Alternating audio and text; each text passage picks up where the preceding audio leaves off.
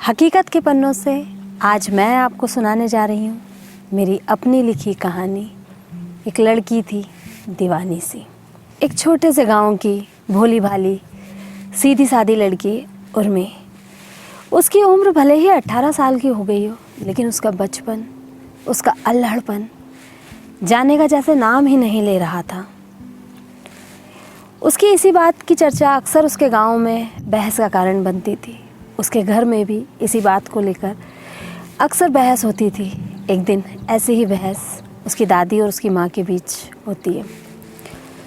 देख सीता, संभाल ले छोरी को, अब भी कह रही हूँ तुझको।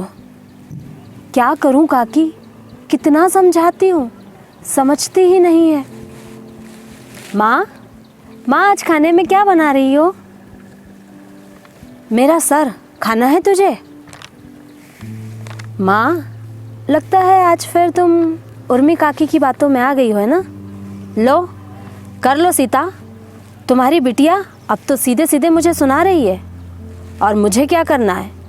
कल को कुछ ऊंच नीच हो गई तो तुम ही देख लेना। अरे नहीं काकी, वो तो बस यूं ही, मैं आपसे उसकी तरफ से माफ़ी मांगती हूँ। और तू चल अंदर, कल से तेरा घर से बाहर निकलना बंद।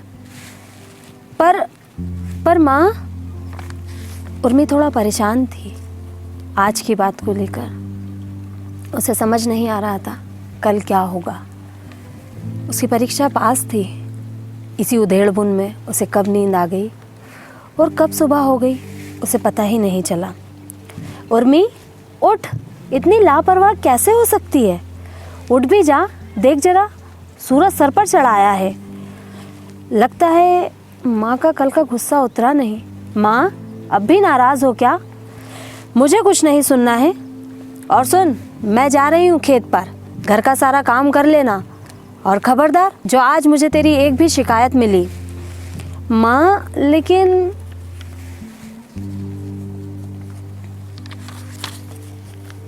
2 दिन हो गए।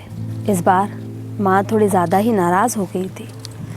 क्या करूँ, मेरी परीक्षा है, कैसे माँ को समझाऊं? अगर माँ से परीक्षा की बात की तो आज का चूल्हा मेरी किताबों से ही जलेगा। आज ठहरती हूँ, कल ही कुछ बात करूँगी। दूसरे दिन सुबह सुबह, माँ उठो ना, मैंने चाय बना दी है और खाना भी बना दिया है। अरे आज इसे क्या हुआ, सब इतनी जल्दी? माँ, मुझे परीक्षा के लिए देर हो रही है, मैं जा रही हूँ। माँ उर्मी को देखती ही रह गई। रुक माँ, मैं तुम्हारे हाथ जोड़ती हूँ माँ, मुझे जाने दो ना माँ। ठीक है, जा। उर्मी की ललक देखकर उसकी माँ की आंखें भर आई।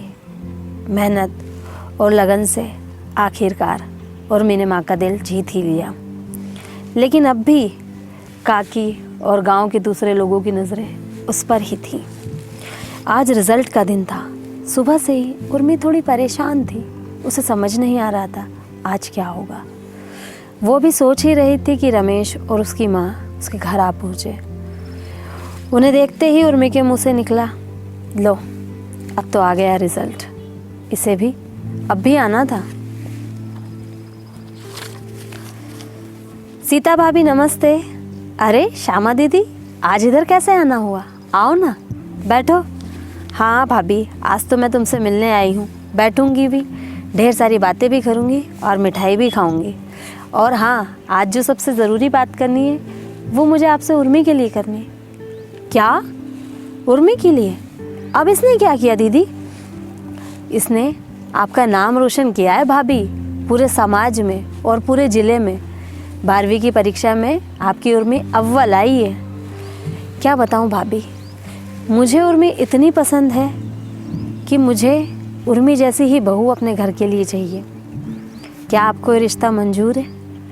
शायद बहुत जल्दी हो रहा है ना भाभी, लेकिन मुझे तब बहुत अच्छा लगा जब मुझे ये पता चला कि रमेश भी उर्मी को उतना ही पसंद करता है।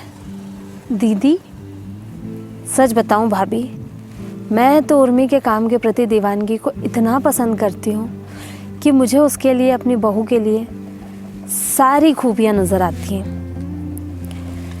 आप बता दीजिए आपकी क्या मर्ज़ी है। और हाँ, उर्मी से ज़रूर पूछ लीजिएगा। दीदी आप भी ना, अब मैं क्या कहूँ कुछ समझ ही नहीं पा रही हूँ। इतने में उर्मी बोल पड़ी, पर माँ मुझे रमेश से बात करनी है।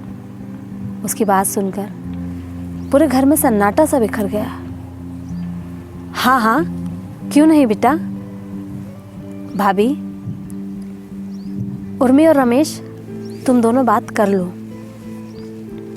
अब आंगन में उर्मी और रमेश अकेले खड़े थे। तुम मुझे परेशान करने का कोई मौका नहीं छोड़ोगे ना रमेश? नहीं उर्मी, ऐसी बात नहीं है, लेकिन क्या करूं, तुम्हारा ये अंदाज, तुम्हारा ये दीवानापन और तुम्हारी ये सादगी, मैं तो तुम्हारा इतना कायल हो गया हूं कि बस अब हर पल तुम्हारे साथ जीने का कोई ना कोई बहाना ढूंढता हूं। बस इतनी सी है ये कहानी।